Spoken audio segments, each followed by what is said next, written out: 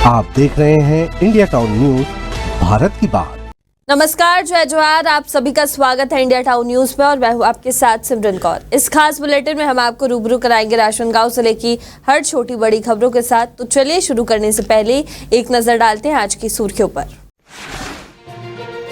खैरागढ़ में 2 दिवसीय अखंड रामायण पाठ आयोजित। विदेश्वर महादेव मंदिर में हुआ आयोजन। कलश यात्रा से प्रारंभ हुआ कार्यक्रम। राजीव गांधी किसान न्याय योजना आखिरी किस्त किसानों के खातों में डाली गई। बैंकों में लगी लंबी कतारें।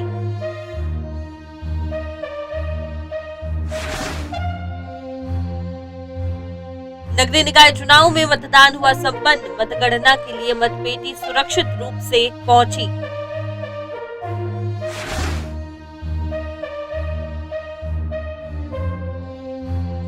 राजनांदगांव ओवरब्रिज पर भीषण दुर्घटना। ड्राइवर फंसा, घंटों जाम की स्थिति बनी रही।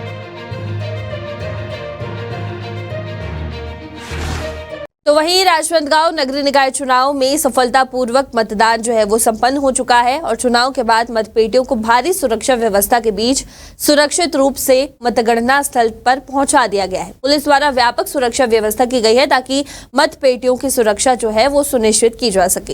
तो वहीं कलेक्टर ने मतगणना स्थल का निरीक्षण किया और पूरी प्रक्रिया की जांच की। उन्होंने सभी प्रमुख राजनीतिक दलों के नेताओं से बातचीत की और उन्हें आश्वासन दिया कि मतपेटियां पूरी तरह से सुरक्षित है। वहीं पुलिस बल की कड़ी निगरानी और प्रशासन की सतर्कता के बीच मतपेटियों को सुरक्षित स्थान पर रखा गया है। कल जैसा हम सब लोगों ने देखा, यहाँ राजनांदगांव में 5 नगरीय निकायों में इलेक्शन हुए और 5 नगरीय निकाय में जो है स्ट्रांग रूम में ईवीएम मशीन सील हो गई है। आज सुबह जो है जिला मुख्यालय पे अभी 10 बजे से समीक्षा की जा रही है, समीक्षा हो रही है और इसके बाद 15 तारीख को मतदान जो हुआ है उसके संबंध में मतगणना होगा। तो मतगणना की भी तैयारी हम लोग 15 तारीख को करेंगे। तो उससे पहले 14 तारीख को सब हम लोग टेबल्स वगैरह लगा करके सारी तैयारी हम लोग कर लेंगे। वार्ड वाइज टेबल यहाँ पे लगेंगे और हर टेबल पे 2-2 कर्मचारी रहेंगे। तो जल्दी मतगणना हो जाएगा। मुझे लग रहा है कि शुरू के 1.5-2 घंटे में मतगणना कंप्लीट हो जाएगा। राजनांदगांव के फ्लाईओवर ब्रिज पर कल रात एक भीषण दुर्घटना हुई जिसमें एक ट्रक नियंत्रण खोकर हादसे का शिकार हो गया। हादसे में ट्रक ड्राइवर फंसा रहा और आपको ये भी बता दें कि ट्रक नागपुर से संतरा भरकर रायपुर की ओर जा रहा था। दुर्घटना के कारण सड़क पर घंटों जाम की स्थिति बनी रही और यातायात ठप हो गया। वहीं स्थानीय प्रशासन और पुलिस घटनास्थल पर पहुंचकर राहत कार्य में जुटे रही। राजीव गांधी किसान न्याय योजना की आखिरी किस्त किसानों के खाते में डाल दी गई है, जिसके बाद किसानों के बीच खुशी का माहौल है। इस योजना का लाभ लेने के लिए किसानों ने बैंकों का रुख किया और अब बैंक के बाहर लंबी कतारें देखने को मिल रही है। हालांकि पिछले कुछ दिनों से बैंक बंद थे, जिसकी वजह से किसान अपने पैसे नहीं निकाल पा रहे थे। आपको बता दें कि राजीव गांधी किसान न्याय योजना के तहत किसानों को वित्तीय मदद देने की योजना है, जिसके अंतर्गत सरकार ने किसानों के खाते में सीधे पैसे जमा किए हैं।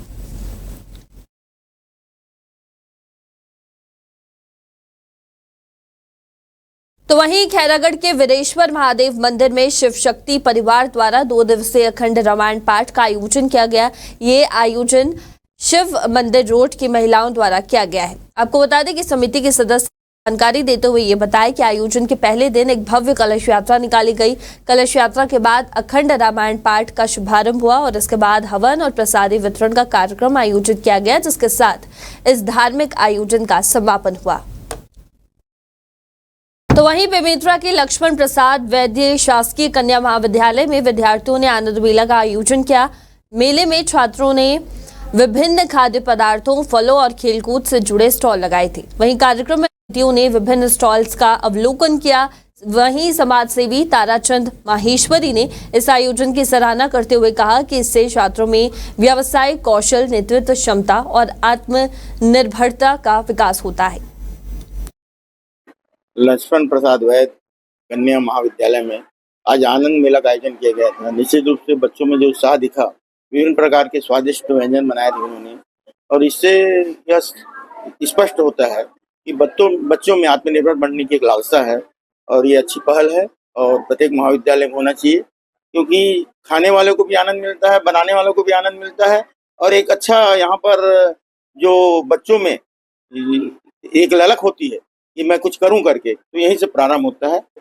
आज हमारे महाविद्यालय में आनंद मेला का आयोजन किया गया था, जिसके मुख्य अतिथि ताराचंद महेश्वरी जी और आत्मानंद स्कूल की प्राचार्य मैडम उपस्थित हुई और बच्चे बहुत हर्षोल्लास के साथ इस आनंद मेला का आयोजन किया गया था, जिसमें सभी ने एंजॉय किया और आगे भविष्य में इस तरह के प्रोग्राम अच्छे से कराने की पूरी कोशिश है। हमने यहाँ पे गोबर से प्लेट बनाया है, तो गोबर से प्लेट बनाने के बाद हम इसमें पेंटिंग करते हैं।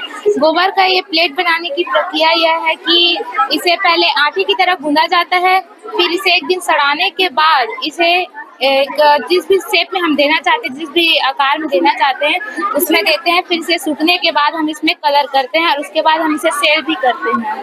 तो वहीं डोंगरगांव नगर स्थित ब्रह्मचारी आश्रम में गृह मंत्री विजय शर्मा ने धर्म सभा में भाग लिया और राम कथा सुनने के साथ साथ कई महत्वपूर्ण बातें साझा की। गृह मंत्री ने संस्कार के महत्व पर जोर देते हुए कहा कि शिक्षा में संस्कार होना बेहद जरूरी है, वरना केवल शिक्षित व्यक्ति भी आतंकवादी बन सकता है।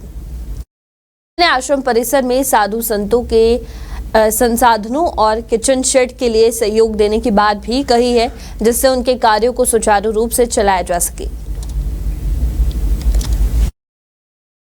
त्रिस्तरीय पंचायत चुनाव के अंतर्गत डोंगरगांव ब्लॉक के जिला पंचायत क्षेत्र 5 और 6 में इस बार कांग्रेस ने अपने नए चेहरे उतारे हैं। महिला आरक्षित इन सीटों पर कांग्रेस ने पूर्व जनपद अध्यक्ष टिकेश साहू की पत्नी नीलम साहू और पूर्व जनपद उपाध्यक्ष सुयश नाहटा की पत्नी रीता नाहटा को उम्मीदवार के रूप में चुनावी मैदान में उतारा है।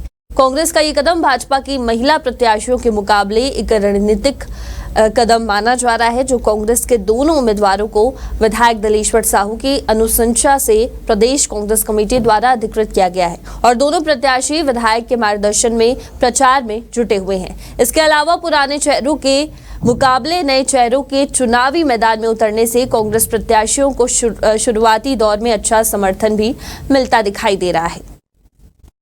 और इसी के साथ आज की इस खास बुलेटिन में फिलहाल इतना ही। आप देखते रहिए इंडिया टाउन न्यूज। नमस्कार। आप देख रहे हैं इंडिया टाउन न्यूज, भारत की बात।